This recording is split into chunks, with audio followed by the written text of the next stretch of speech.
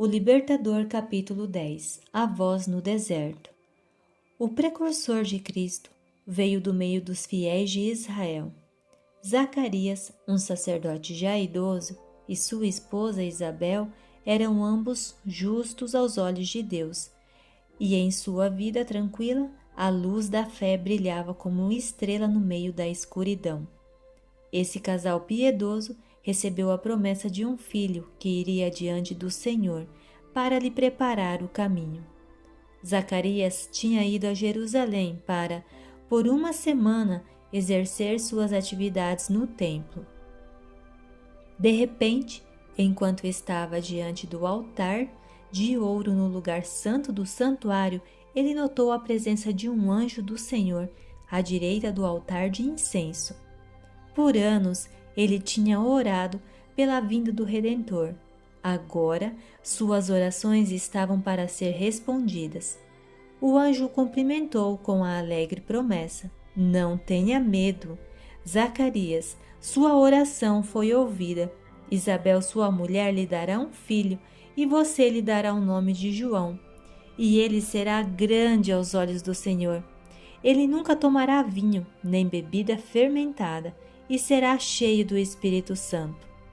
E irá adiante do Senhor no espírito e no poder de Elias, para fazer voltar o coração dos pais a seus filhos e os desobedientes à sabedoria dos justos, para deixar um povo preparado para o Senhor." Zacarias perguntou ao anjo: "Como posso ter certeza disso? Sou velho e minha mulher é de idade avançada."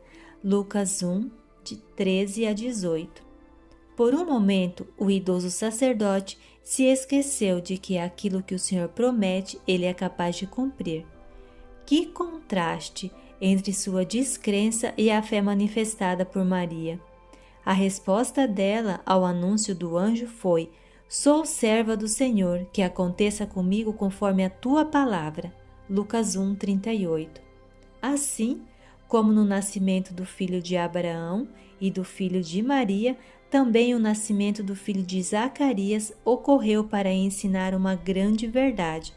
Deus fará, pela pessoa que crê, aquilo que o poder humano não pode fazer.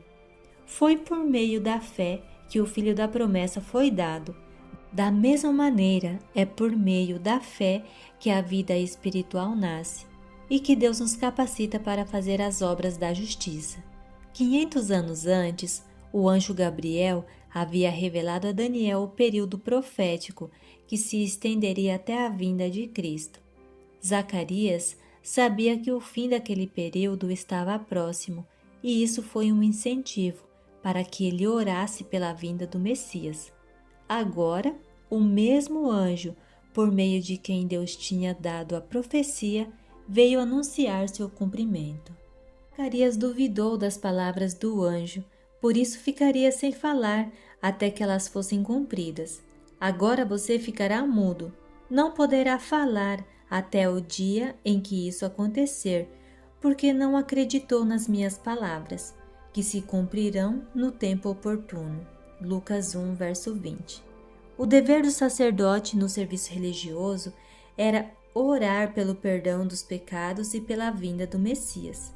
Quando Zacarias tentou fazê-lo, não pôde pronunciar uma palavra sequer. Quando saiu do lugar santo, seu rosto brilhava com a glória de Deus, e o povo percebeu então que ele tivera uma visão no santuário. Zacarias permanecia mudo, mas comunicou para o povo que tinha visto e ouvido. Lucas 1, 22. Logo que nasceu o filho da promessa, a fala do pai voltou, e por toda a região montanhosa da Judéia se falava sobre essas coisas. Todos os que ouviam falar disso se perguntavam: "O que vai ser este menino?" Lucas 1, versos 65 e 66. Tudo isso chamava a atenção para a vinda do Messias. O Espírito Santo repousou sobre Zacarias e ele profetizou sobre o ministério de seu filho. "E você, menino, será chamado profeta do Altíssimo, pois irá adiante do Senhor para lhe preparar o caminho, para dar ao seu povo o conhecimento da salvação, mediante o perdão dos seus pecados. Lucas 1, versos 76 e 77. E o menino crescia e se fortalecia em espírito, e viveu no deserto, até aparecer publicamente a Israel. Verso 80. Deus havia chamado o filho de Zacarias para a maior obra já confiada aos seres humanos. O Espírito de Deus estaria com ele se obedecesse às instruções do anjo. João Batista devia trazer a luz de Deus às pessoas e convencê-las de sua necessidade da justiça de Deus. Um mensageiro assim precisava ser santo, um templo onde o Espírito de Deus pudesse habitar. Ele devia ter boa saúde e força mental e espiritual. Por essa razão, era preciso que controlasse seus apetites e paixões. No tempo de João Batista, havia demonstrações de ganância por riquezas e apego ao luxo por toda parte. Os prazeres sensuais, as festas e as bebedeiras estavam prejudicando o físico das pessoas, adormecendo a sensibilidade espiritual e diminuindo a consciência sobre o pecado. João devia se levantar como um reformador. Com sua vida de sacrifícios e simplicidade de suas roupas, ele constituía em repreensão para os excessos de seu tempo. Essa foi a razão para um anjo vindo do trono do céu ter dado lições sobre temperança para os pais de João. A infância e a juventude são o tempo apropriado para desenvolver o poder do domínio próprio. Hábitos estabelecidos nos primeiros anos da vida são decisivos para determinar se seremos vitoriosos ou fracassados na batalha da vida. A juventude, o tempo de plantar, determina o tipo de colheita para esta vida e a vida futura. Ao preparar o caminho para o primeiro advento de Cristo, João era um representante dos que preparam um povo para a segunda vinda de nosso Senhor. O mundo está entregue à autocondescendência, a erros e mitos por todos os lugares. Todos os que querem aperfeiçoar a santidade no temor de Deus devem aprender a colocar em prática a temperança e o domínio próprio. 2 Coríntios 7, verso 1. Eles devem manter seus apetites e paixões sob o controle dos poderes mais elevados da mente.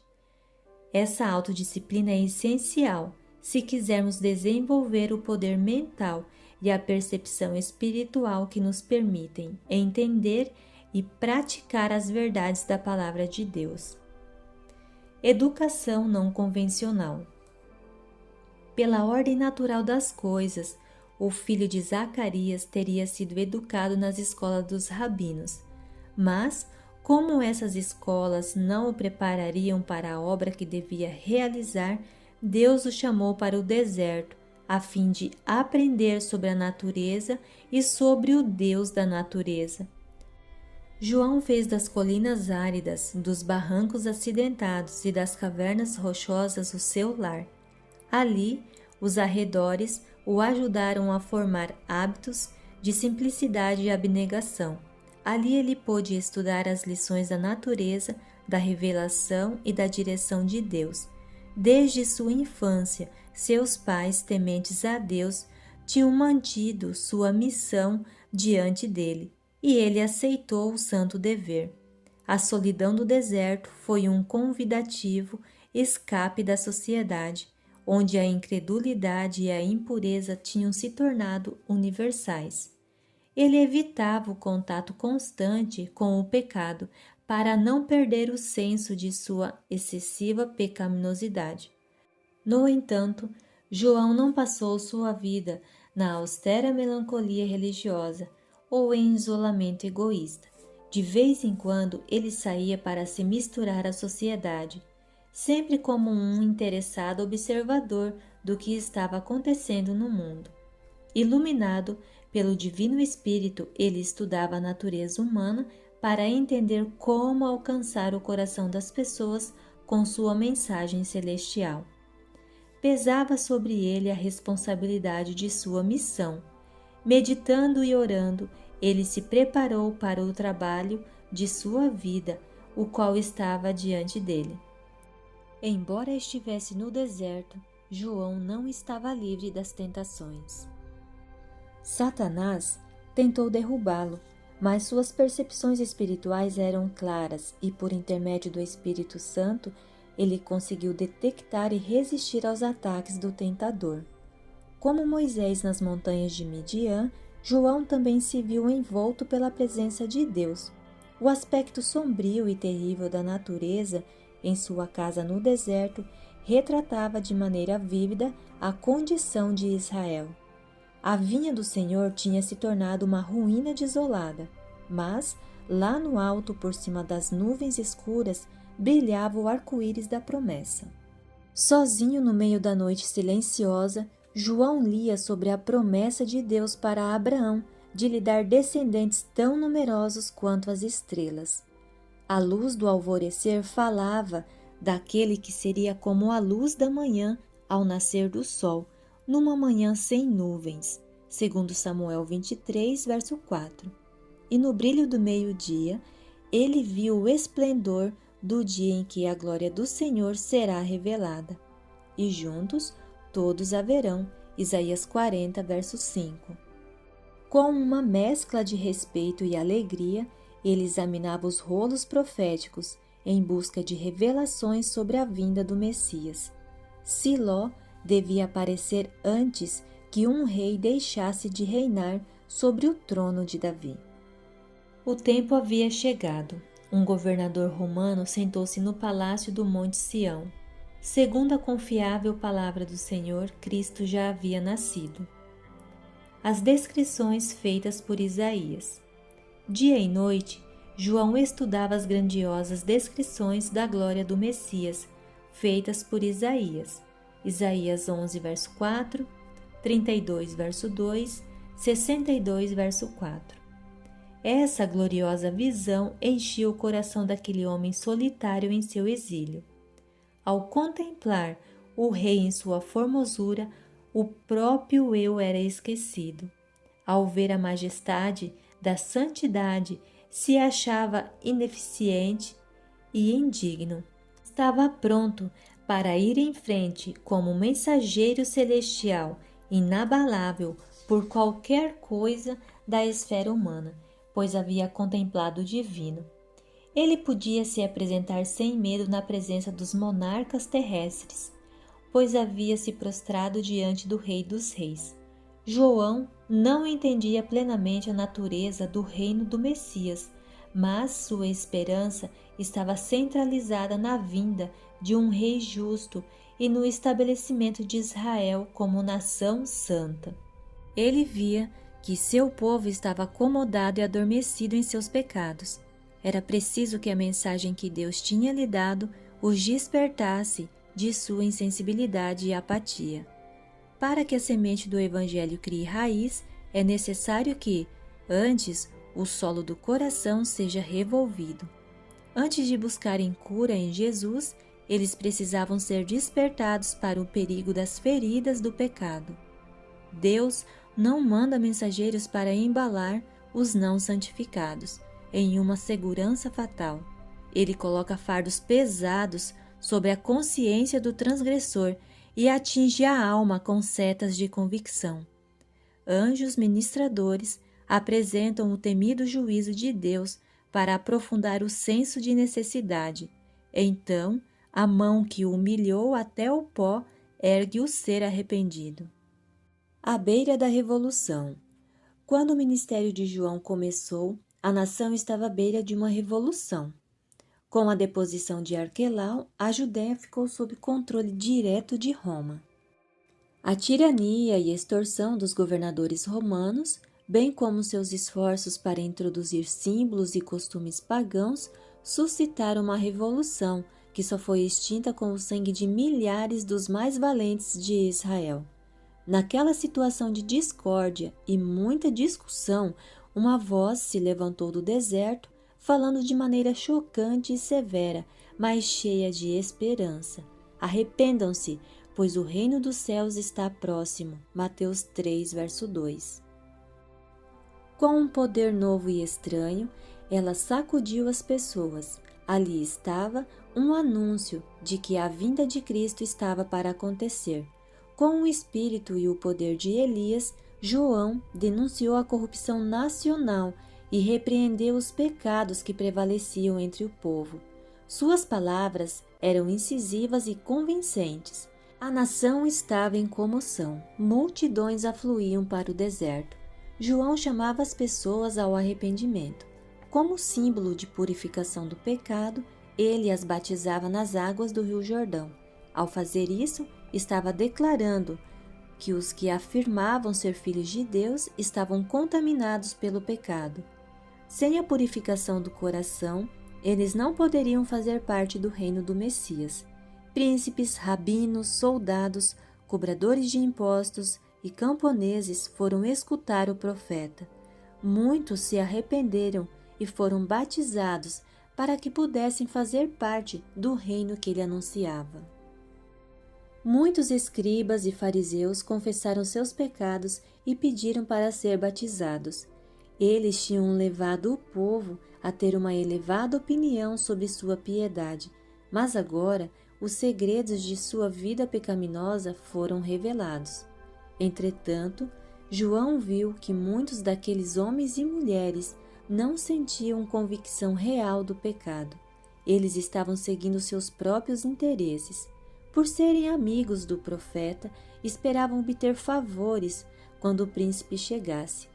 Eles achavam que, recebendo o batismo, sua influência sobre o povo seria fortalecida. Forte repreensão aos hipócritas. João os enfrentou com a fulminante pergunta: raça de víboras, quem lhes deu a ideia de fugir da ira que se aproxima? Deem frutos que mostrem o arrependimento. Mateus 3, versos 7 e 8. Por terem se afastado de Deus, os judeus estavam sofrendo sob seus juízos. Essa era a razão de estarem escravizados a uma nação pagã. Em tempos passados, o Senhor lhe havia mostrado grande favor. Por isso, eles estavam sempre apresentando desculpas para os seus pecados, enganando-se ao pensar que eram melhores que os outros e que tinham direito às bênçãos de Deus. João declarou aos mestres de Israel que seu orgulho, egoísmo e crueldade demonstravam que eles eram uma maldição mortal para o povo. Tendo em vista a luz que tinham recebido de Deus, eles eram ainda piores que os pagãos. Deus não dependia deles para realizar seus planos.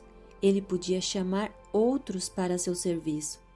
O machado já está posto à raiz das árvores, disse o profeta, e toda árvore que não der bom fruto será cortada e lançada ao fogo.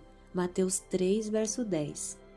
Se o fruto não vale nada, o nome não pode salvar a árvore da destruição. João disse claramente aos judeus que se a vida e o caráter deles não estivessem em harmonia com a lei de Deus, eles não eram seu povo. Todos os que se tornam cidadãos do reino de Cristo, ele disse, devem dar demonstrações de fé e arrependimento. Sua vida deve mostrar bondade e devoção. Devem dar assistência aos necessitados, proteger os indefesos e ser exemplo de virtude e compaixão.